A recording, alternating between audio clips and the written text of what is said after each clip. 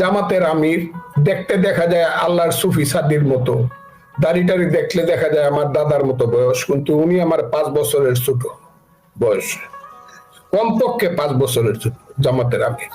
আমি ওনাকে রেসপেক্ট করি যে সুন্দর করে কথা বলে, কিন্তু তার কথা এবং কাজের মধ্যে আমি কোনো ধরনের মিল এখন আর দেখতে পাচ্ছি না।